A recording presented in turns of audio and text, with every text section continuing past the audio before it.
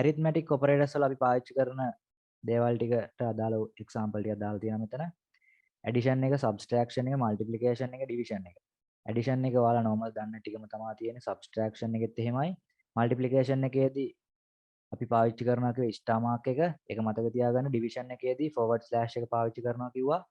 ඒක මතක තියාගන්න. ඊට පස්සේ reminder.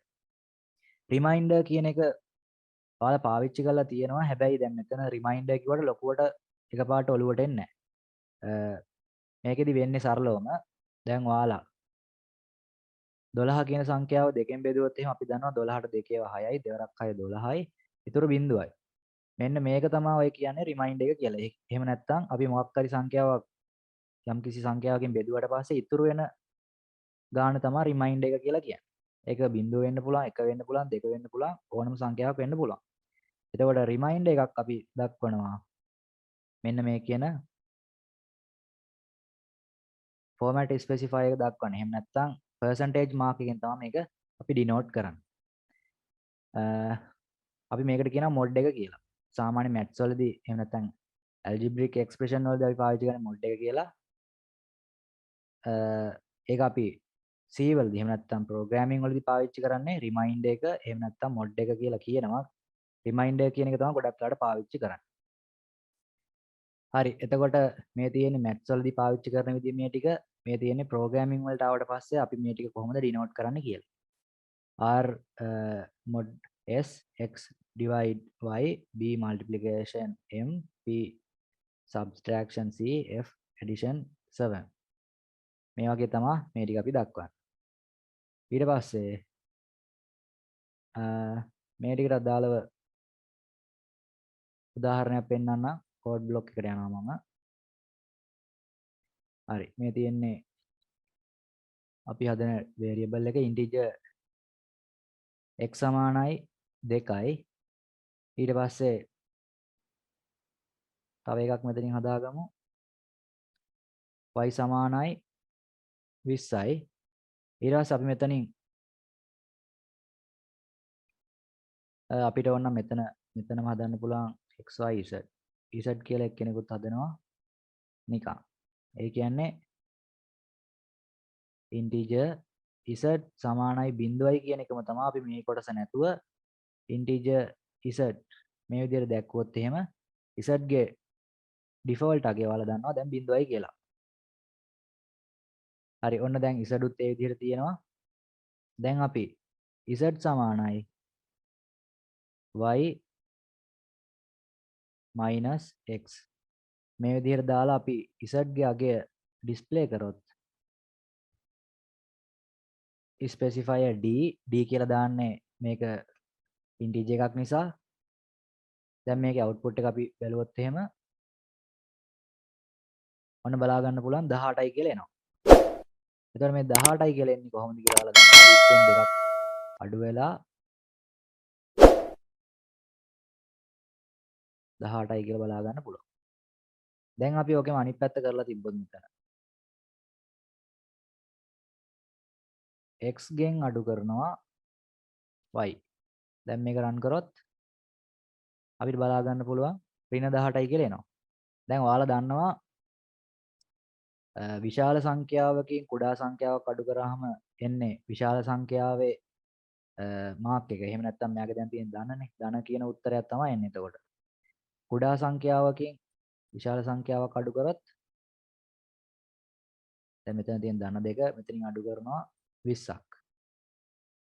දැන් මෙතනින් අපිට ලැබෙන්නේ විශාල එක්කෙනාගේ මාක් එක. දැන් මේ අවස්ථාවේදීත් විශාල එක්කෙනා 20. හැබැයි යාගේ මාක් එක ඍණ. ඒක නිසා මොන ඍණ 18 කියලා බලා ගන්න පුළුවන්. මේ දේවල් සරල maths වල තියෙන දේවල්. ඔය විදිහටම තමයි එකතු කිරීම, අඩු කිරීම, ගුණ කිරීම, බෙදීම කියන ටිකම එන්නේ. දැන් අපි normal divide එකක් දාලා බලුවොත් මෙතෙන්ට. y divide by x. මේකේ උත්තරය අපි නිකම්ම හදලා ගමු. y කියන්නේ 20යි. 20 බෙදෙනවා දෙකෙන්. 20ට 2 ඒවා 10යි. 2 10 20යි. ඉතුරු බිඳුවයි. එතකොට divide කරනවා කියන්නේ මේ තියෙන බෙදලා එන උත්තරේ. එතකොට අපිට ආන්සර් එක විදිහට ලැබෙන්නේ මේකේ 10 කියන උත්තරේ. එතකොට බැරි වෙලා හරි මෙතන තියෙනවා නම් z සමානයි y mod x කියලා. y mod x එක තිබ්බොත් මේ අවස්ථාවේදී අපිට ලැබෙන උත්තරේ තමයි බිඳුව. එතකොට අපි දැනට මේකේ අවුට්පුට් එක බලමු. ඔන්න අපිට 10 කියලා උත්තරේ එනවා. මෙතන මම දාගන්නම් y divide by x answer එක තමයි මේ විදිහට එන්නේ. ඊට පස්සේ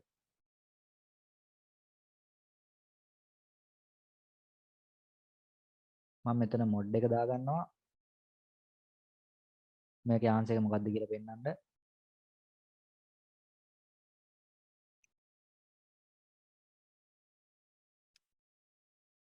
එතකොට y ගෙන් x බෙදුවට පස්සේ 10 කියලා ආවා. ඊළඟ අවස්ථාවේ මම මෙතන මේක කමෙන්ට් කරලා මේ කොටස ගන්නම් අවුට්පුට් එකට. මෙතනදී මම mod එක පාවිච්චි කරනවා. හරි. මේකේ මට new line එකක් දාගන්න ඕනේ. ඊට පස්සේ mod එක දාගෙන දැන් අපි බෙදුවට පස්සේ එන උත්තරේ අපිට එනවා මෙතන ඍණ ගාණක්. එක්ස්ප්‍රෙෂන් එකේ මොකක් හරි වැරද්දක් ඉඳන් තමයි මේ විදිහට අවුට්පුට් එකක් එන්නේ. අපි ඒක හරි ගස්සගමු. මේක මම දැනට කමෙන්ට් කරනවා. මේකේ ආන්සර් එක අපිට වැරදි එකක් ආපු නිසා. දැන් මෙතන මේකේදී ආන්සර් එක හරියට අපිට ලැබෙනවා 10යි කියලා. y බෙදීම x සමානයි 10යි. ඊට පස්සේ මේක මම කමෙන්ට් කරලා මේක විතරක් රන් කරලා බලන්න. එතකොට ධන උත්තරයක් මේ වගේ විශාල එකක් ලැබෙනවා. ඒක අපේ හරිම ආන්සර් එක නෙවෙයි කියලා අපි දන්නවා. අපිට හරියට ලැබෙන්න ඕනේ 20 බෙදීම 2 මේකේ ඉතුරු ගාණ 0යි කියලා. මෙතන මම එක්ස්ප්‍රෙෂන් එක දෙන්නම්. mod එක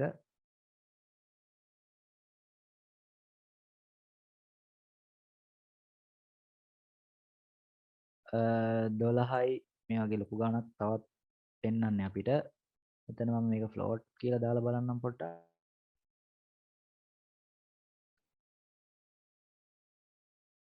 ඔන්න මේ අවස්ථාවේදී 0.0 ගාණක් බලා ගන්න පුළුවන්. දැන් මේක නැතුව මම කෙලින්ම දෙන්නම් මෙතෙන්ට 20 mod 2 කියලා.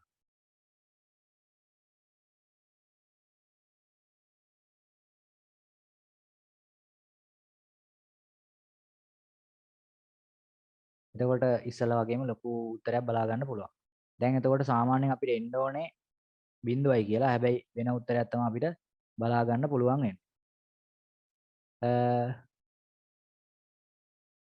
ඒකට විසඳුමක් අපි බලමු.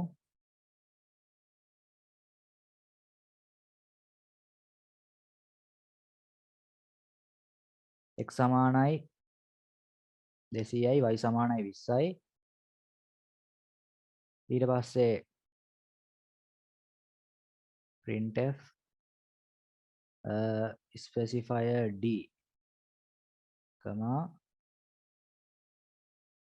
x mod y.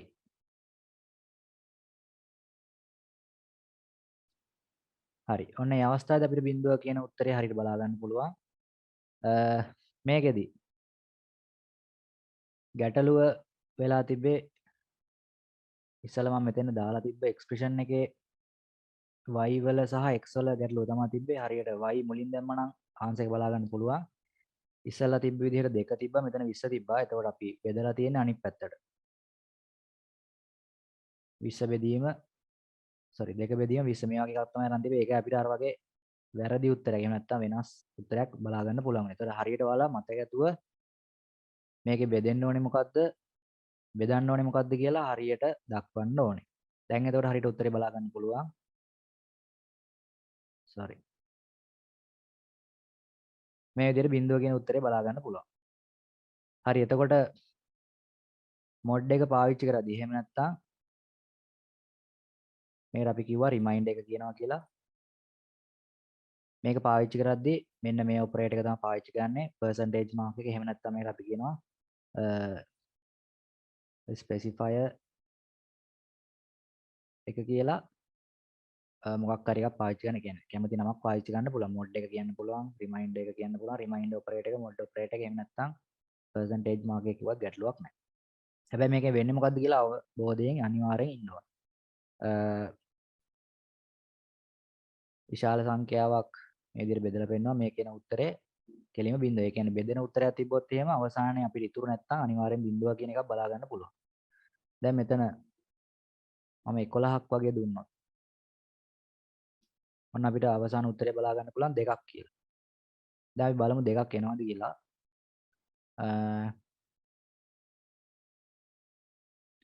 200 බෙදීම 11. 20ට 11 ඒවා 1යි. 11 වරක් 1 11යි. ඉතුරු 9යි. 90ට 11 වරක් 8යි. 11 වරක් 8 88යි. ඉතුරු 2යි. එතකොට මෙන්න අපිට ලැබුණු උත්තරේ හරි. මේක තමයි රිමයින්ඩර් එක. හරි. ඒක පැහැදිලි. එහෙනම් අපි ඊළඟ කොටසට යමු. මේ තියෙන්නේ මම කතා කරපු රිමයින්ඩර් එකට සහ ඩිවිෂන් එකට අදාළ එක්සැම්පල් දෙයක් කතා කරලා ඔය කියපු දේම තමයි මේකෙත් තියෙන්නේ.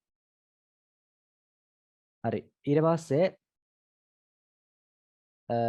මේක තියෙනවා කෝඩ් එකකට දාලා කොහොමද අවුට්පුට් එක ගන්න කියලා. 56 10න් බෙදුවට පස්සේ එන උත්තරේ මොකද්ද? 56 10න් මොඩ් කරාට පස්සේ එන උත්තරේ මොකද්ද කියලා මෙතන දක්වලා තියෙනවා.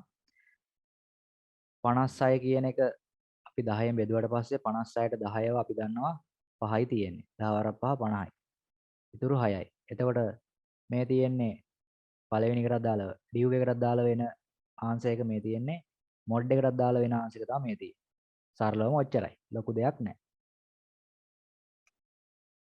හැබැයි අපිට සාමාන්‍ය මැත්ස් වලදී මේ විදිහට අපි සුළු කරලා ඒක පෙන්නුවාට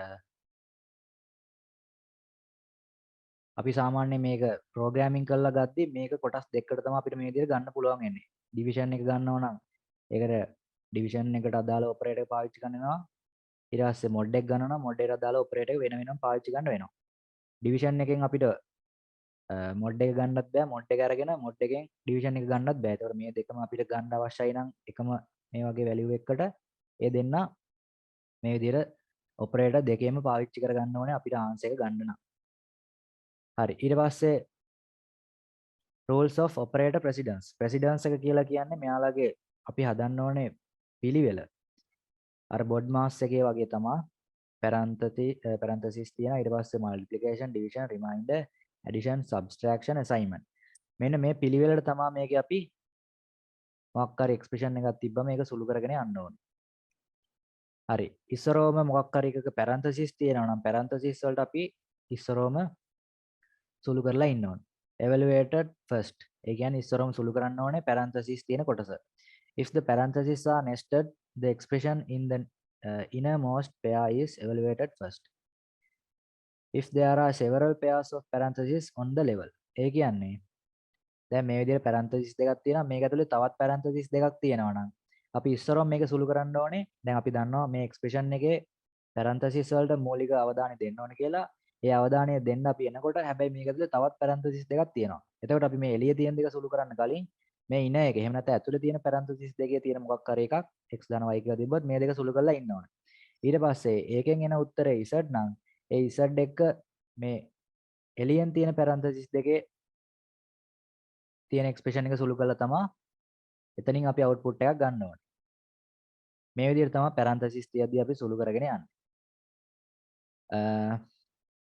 ඔය තමයි parenthesis වලට අදාළ parenthesis තියෙනවනේ ඒක සුළු කරලා ඊට පස්සේ මේ තුනම තියෙන්නේ එකම